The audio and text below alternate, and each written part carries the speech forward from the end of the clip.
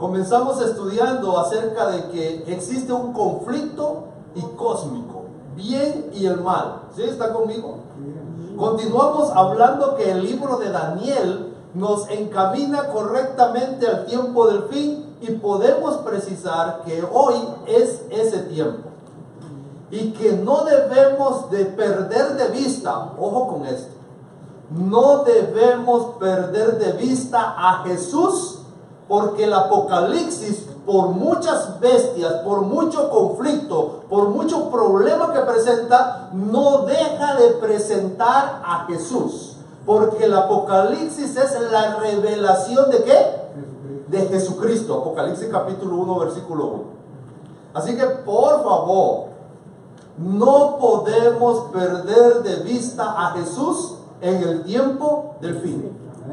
Si nuestra mirada está puesta en las señales, estamos perdidos. Si está puesta en los conflictos, estamos en problemas. Nuestra mirada tiene que estar puesta en Jesús en el tiempo del fin. Al fin y al cabo, estudiábamos en la lección 4 que en el tiempo del fin, en medio de tanto conflicto, se va a presentar la gloriosa promesa de la salvación y vida eterna para ustedes y para mí. Amén. Y por lo tanto, esta salvación solo la ganamos también a través de Cristo Jesús. Porque la lección 5 nos decía que Jesús está en el santuario celestial, intercediendo por nosotros para que nosotros seamos salvos. ¿Cuándo? En el tiempo del fin.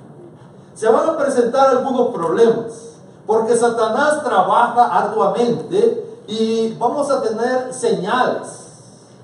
Y una de las grandes señales en este tiempo es el cambio de la ley de Dios, la autoridad de Dios. Ya no disminuir la autoridad de Dios y autotomar la autoridad del hombre de Dios y hacer algunos cambios de lo que Dios ha dicho. Pero bien es cierto también que Mateo 24 y 25 nos hace reflexión, estoy en la lección número 7, nos hace reflexión de que habían señales en la naturaleza, señales a nuestro alrededor, en la humanidad, para que nosotros estemos conscientes del tiempo. Al fin y al cabo hay unas palabras de Jesús que no podemos olvidar. Jesús les dice: lo que yo les digo hoy es para que cuando acontezca ustedes crean. ¿Está conmigo? Amén. Ok. Así que lo que Jesús nos predijo, lo que la palabra de Dios nos dice en la profecía, y cuando nosotros vemos cumplirse eso, nosotros debemos de preocuparnos, afligirnos, no, creer, confiar plenamente en Dios. Amén. La adoración al Creador es sin duda alguna el conflicto mayor en este tiempo, y tú y yo debemos estar enfatizados en buscar, en adorar a Dios. ¿Cuál va a ser el engaño más grande del fin del tiempo?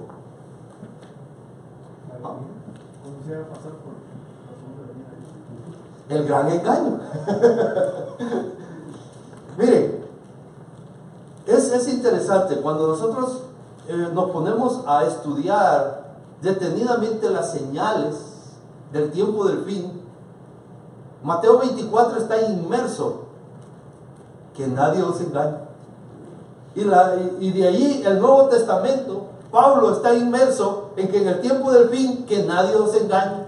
¿Por qué? Porque una de las grandes señales para este tiempo es la mentira.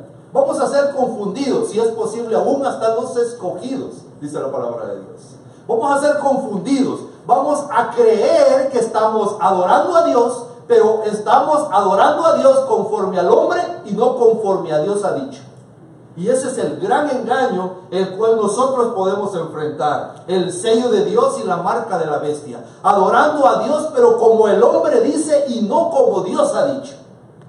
Y por eso nosotros enmarcamos enfáticamente el sábado.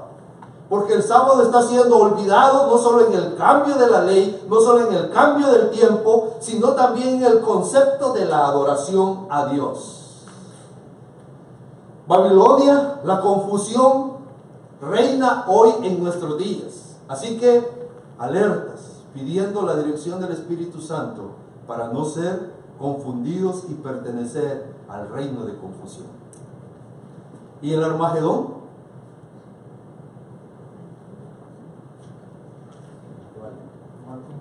¿Y el Armagedón? Mis hermanos, nosotros estamos en el gran Armagedón, ¿verdad? Nosotros estamos en esa lucha entre el bien y el mal.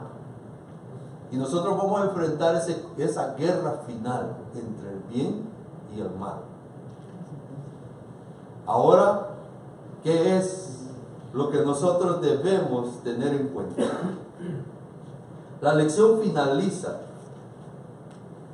con un evento que, por cierto, la lección finaliza con el evento final, ¿verdad? ¿Cómo se llama la lección de esta semana? Con el evento final. Y aun cuando finaliza así la lección, déjenme decirles que la lección no ha perdido de vista este evento por todo el trimestre. Y si podemos hacer números en lo que hemos estudiado, el 30% del trimestre se ha dedicado a los eventos finales, pero el 70% del estudio se ha enfatizado en que nosotros debemos tener presente en nuestra vida y en nuestra mente a Cristo Jesús. Amén. Si usted no lo ha visto así en el trimestre, leyeron otra lección. Leyeron otra lección, estudiaron otra lección. Pero la lección ha enfatizado que para este tiempo lo importante es que Cristo esté en tu mirada. Amén. Que tu mirada esté en Cristo. Que no perdamos de vista que Jesús viene por segunda vez, porque eso marca en ti la diferencia. La diferencia en tu vida y cómo vives en este tiempo. ¿Cómo vivo yo en este tiempo? Por lo tanto, no perdamos de vista en todos los eventos que estamos viviendo hoy, en este tiempo del fin, el regreso de nuestro Señor Jesús. Número 2, quiero hacer una reflexión antes de entrar a la lección. Estaba escuchando que así como el Israel camino a Canaán, la vida de nosotros se enmarca en esa ejemplificación. Se marcó un día de liberación para Israel de Egipto. ¿Sí? ¿Cuándo fue ese día? El día de la Pascua, cuando la sangre se derramó del cordero y fue puesta en el dintel de la puerta para salvación y liberación. Tú y yo hemos sido liberados a través del cordero de la sangre de Cristo Jesús. Así que ya se marcó el día de tu liberación. El día de mi liberación ya está marcado. ¿Cuándo es el día de entrar a Canaán? ¿Cuándo es el día de entrar a Canaán? ¿Cuándo era el día que Dios había precisado para que Israel entrara a Canaán? Ya lo puse ya vi a las mentes inteligentes allí. ¿Cuándo fue el día que Dios había marcado, que Jesús había marcado para que Israel entrara a Canaán? ¿Cuándo? 40 días después. Cuando llegaran. ¿Sí o no? ¿De quién dependía? Del pueblo. Interesante, ¿verdad? ¿Cuántos días tenían que caminar de Egipto a Canaán? 40 días. ¿Cuántos días? 40 40 días. días. Pero se le hizo días por año. 40 días. Entonces Dios dijo, ok, estos, así como caminan 40 días y llegan. Está bien. ¿En cuánto caminan ustedes una milla? Pensando en los mayores. ¿En cuánto caminan ustedes una milla? Los que están bien ejercitados, 5. Yo que me desvelo mucho, 10. ¿Ok? Ahora, ¿de quién dependía cuánto tiempo se iban a tardar en llegar y entrar a Canaán? De ellos. Llegaron a Canaán, llegaron a la frontera de Canaán, ¿entraron? ¿Por qué? Se levantaron en contra de... La Biblia está enmarcada de que Jesús viene pronto. Y tú y yo le echamos la culpa a Dios, a Jesús, por no haber venido pronto. Y reclamamos que ese pronto, ¿cuándo será? Y no nos damos cuenta que ese pronto ha dependido de nosotros. ¿Están conmigo? Al pueblo allí, algunos dicen que les faltó fe para poder entrar. Quizás tú y yo ya estuvimos a la entrada, pero Jesús no ha venido porque nos hace falta fe. Algunos hablan de arrepentimiento, porque la Biblia declara que Jesús tarda su venida. ¿Para qué? Para que muchos procedan al arrepentimiento. Quiere decir de que tú y yo hemos detenido ese pronto.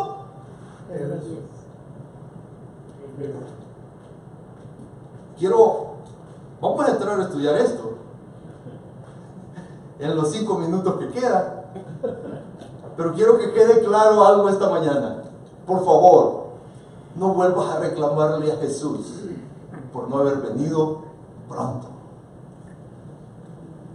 Él te ama, Él me ama y Él quiere venir. Yo creo y estaba pensando esta semana que Jesús como que de repente cada mañana le dice al Padre, me voy.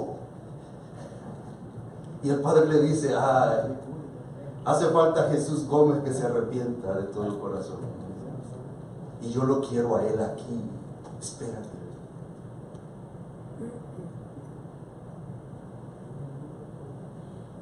Mateo 24, 27.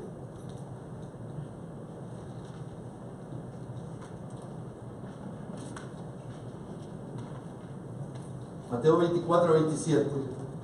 Todo lo tienen ahí en la lección de escuela sabática. Todo lo tenemos en nuestra Biblia. Mateo 24, 27. ¿Cómo decía el texto? Porque como el relámpago que sale del oriente y se muestra hasta el occidente, así será también la venida del Hijo del Hombre. Y entonces podemos comenzar a analizar toda la profecía, podemos comenzar a analizar todos los textos, pero yo quiero detenerme un momento en una expresión de este texto. Como el relámpago. ¿Cómo es un relámpago? Describe un relámpago. ¿Cómo es un relámpago? Brillante. Brillante. Brillante. ¿Qué más? Veloz. ¿Qué más? Visible, ruidoso, luminoso, resplandeciente. ¿Qué más? Potente. ¿Qué más? Abarca mucho territorio. Mucho territorio. ¿Qué más? Pues desaparece rápido. Uy, desaparece rápido, dice. Es rápido. ¿Qué más? ¿Cómo es un relámpago? ¿Cómo es un relámpago? Donde cae, destruye. Donde cae, Destruye. depende. Porque en mi pueblo, en mi tierra, allá por donde yo vivía, había una iglesia que tenía un pararrayo. Y caían rayos. Pero no hace temblar. ¿Y saben qué? No la destruía. Pero tiembla. No, yo no le voy a decir que no tiembla. Pero quiero enfatizar esto. El rayo cuando cae destruye cuando no hay un pararrayo. ¿Qué es la diferencia del rayo y el relámpago? Sí, Jesús. No es lo mismo, ¿sí? El rayo y el relámpago, está conformado, perdón. Está conformado. Ya, el asunto es de que el relámpago lo que es literalmente es la luz del rayo. Es una descarga eléctrica. Es una descarga eléctrica, ok, ya. De millones de voltios. Ahora, Ahora, toda la descripción que ustedes me están dando acerca del rayo, así será la venida de Jesús. Si en tu vida no está Jesús, ese rayo te va a partir. ¿Ok?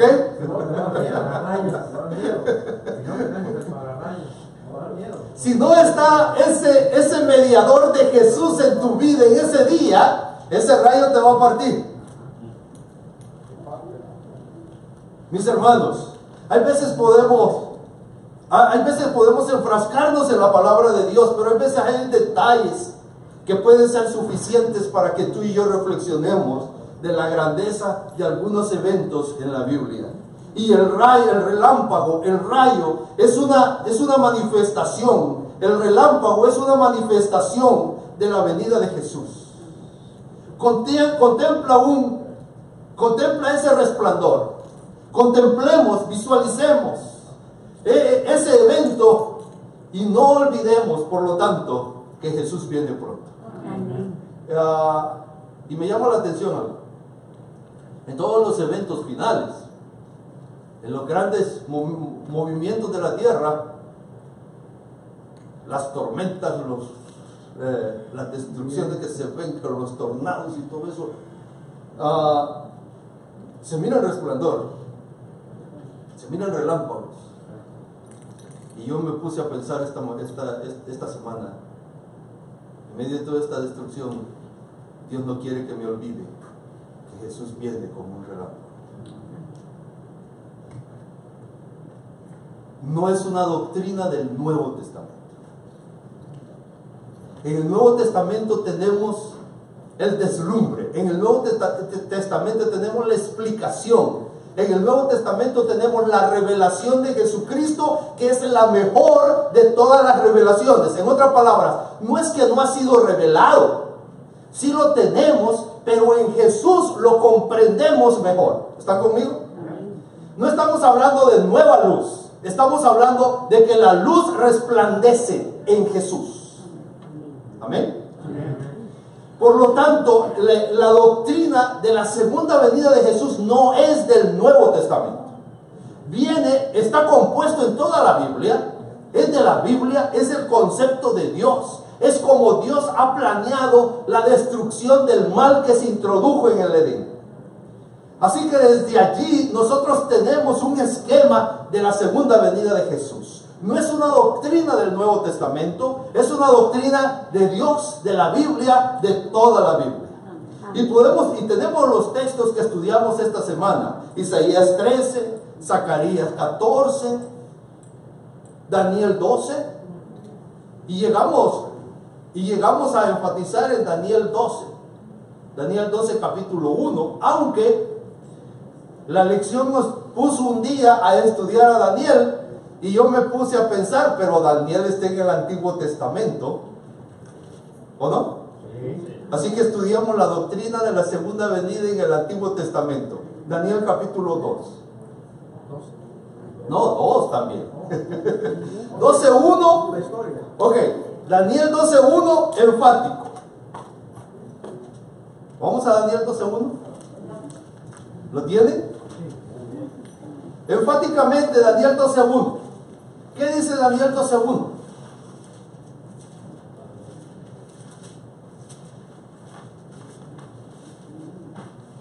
Y en aquel tiempo levantará Miguel, el gran príncipe, que está por los hijos de tu pueblo, y será tiempo de angustia, cual nunca fue desde que hubo gente hasta entonces. Mas en aquel tiempo será librado tu pueblo, todos los que se hallan en escrito en el libro. Tiempo del fin, ¿verdad? Lo hemos estado estudiando. Tiempo del fin. En aquel tiempo, en el tiempo del fin, va a suceder que Miguel, Jesús, se va a levantar, va a venir para con su pueblo. Y mientras Israel, literal, hablaba de la liberación y del reinado de Jesús aquí en la tierra, nosotros tenemos claro en Daniel que el reinado de Jesús sigue en la tierra al final del tiempo, pero es un reinado completamente separado de todos los demás reinos. Ese está en 2:35. Ok, capítulo 12, versículo 1. El asunto es que estoy resumiendo. En el capítulo 12 tenemos dos eventos que, vamos a decirlo así, el Antiguo Testamento enfatiza mucho el castigo, pero también nosotros tenemos que ese día no solo hay castigo, sino que ese día hay liberación. Amén. ¿En cuál te vas a fijar tú? En el de la liberación. ¿Quieres angustiarte más de la cuenta? Preocúpate por el castigo, enfatízate en el castigo. ¿Quieres tener alivio en medio de la angustia de este tiempo? Recuerda que Jesús viene a darte salvación, Amén. liberación. No nos angustiemos más de la cuenta. Confiemos, creamos en Jesús. Daniel capítulo 2, ahí sí está enfáticamente una descripción profética, pero al mismo tiempo literal, sin tanta interpretación, de lo que es la venida de Jesús. ¿Está conmigo en Daniel? Versículo 34, estaba mirando hasta que una piedra fue cortada, no con mano, nada humano, ¿verdad? E hirió a la imagen en sus pies de hierro y de barro cocido y los desmenuzó. Esta imagen de Daniel capítulo 2 es el recorrido histórico de todos los reinos, llegando a Roma, llegando a la separación de Roma, pero todavía bajo un periodo de Roma en decadencia.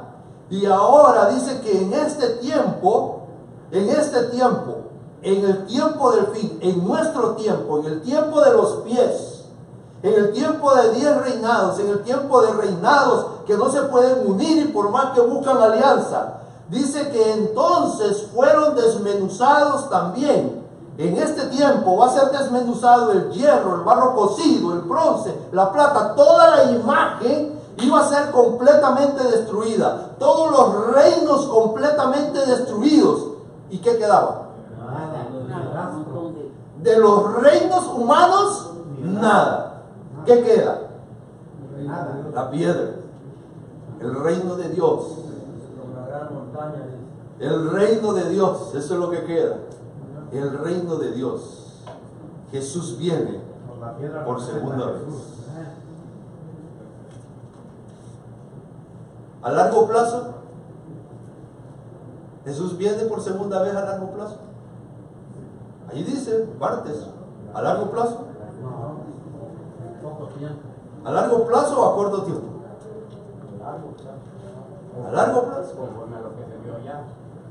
Conforme a allá. Esto es lo que estaban viendo. A largo plazo. Sí, a largo plazo, conforme lo vio también Pablo. Yo siempre he dicho que si allá dijeron Jesús viene pronto, hoy yo tengo que estar seguro que es el tiempo. Porque para ellos era pronto. Hoy, ¿qué me queda a mí? ¿Qué me queda a mí? Nada. Ya no me queda tiempo. Y literalmente les queda tiempo a ustedes, pero es que ya no les alcanza el tiempo. Es que ya no hay tiempo. Jesús viene pronto. Amén. El miércoles enfatizaba muchas características acerca de la segunda venida de Jesús.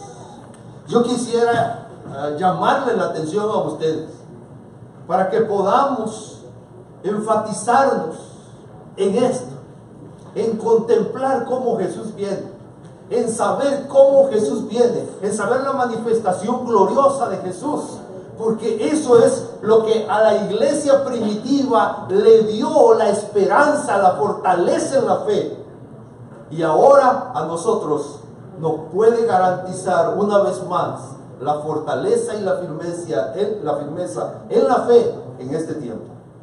Este tiempo está difícil. Pero la lección nos lleva al punto culminante de la gran esperanza. Y me gustó una aclaración que hacían en los comentarios de la lección de esta semana. Esperanza. ¿Qué entendemos nosotros por la palabra esperanza? Algunos han hablado acerca de esperanza es esperar. ¿Sí está? Pero la palabra esperanza, la descrita en la Biblia, el contexto no es de esperar. El contexto no solo lleva a un anhelo, a un deseo, sino que es un deseo cumplido. Porque la palabra esperanza no está en el futuro, sino que está escrita, cumplido, en el presente. Diríamos nosotros en español, diríamos presente perfecto, ¿verdad? O presente imperfecto. Plus como perfecto. Es un presente hecho, realidad, aunque no se ha dado. ¿Ok? Y por eso hay confusión en algunos en la doctrina de la segunda venida. Y algunos dicen, no, Jesús ya vino. Pero yo no he visto todas las manifestaciones que la Biblia dice: relámpagos, resurrecciones, destrucción total de la tierra. Así dice la Biblia, así describe la Biblia la venida de Jesús. Y algunos dicen, no, Jesús ya vino. ¿Por qué? Porque la palabra allí de esperanza se tiene en su original como un presente, como algo real, como algo cumplido. ¿Y por qué algo real y cumplido? Porque Dios no miente, Dios cumple. Y si Él dijo, yo vengo. Y Él viene, mis hermanos. Y la esperanza se comprende mucho mayor. La esperanza se comprende mucho mayor en la crisis que nosotros enfrentamos en medio de la muerte. En medio de la muerte, allí enfrentamos nosotros la esperanza bendita del regreso de Jesús. Es el evento culminante, es el evento más crítico según la descripción de la raza humana, la muerte. Por eso la Biblia enfatiza y Jesús enfatizó: yo soy la resurrección y la vida. En otras palabras, yo doy vida, pero si te mueres, yo te vuelvo a dar vida, porque yo soy vida. Y allí reunió Jesús la gran esperanza para la humanidad, porque es lo desastroso para la humanidad. Cuando tú miras a alguien sufriendo por alguien que ha muerto, por un ser querido, por un amigo que ha muerto, no es momento de criticar, de sancionar su falta de esperanza, sino que es momento de fortalecerlo, porque es el momento más crítico de la historia humana, la muerte. Y mis hermanos, Jesús nos da esa esperanza. Y Pablo escribe, ustedes lo han leído, ¿verdad? En 1 Tesalonicenses, capítulo 4, Pablo enfatiza de que los muertos en Cristo resucitarán primero. Pero no solo hay esperanza para los que se mueren, porque si no todos quisiéramos morirnos, ¿verdad? No, también los que quedamos. Ahí menciona a los que quedan. Pero Pablo dice en 1 Tesalonicenses, pero también nosotros que quedamos, ¿verdad? Así que los que hayan quedado, así que no solo hay esperanza para los muertos, sino que para nosotros también que hayamos quedado, si hemos quedado. En otras palabras, no debemos ansiar la muerte tampoco nosotros.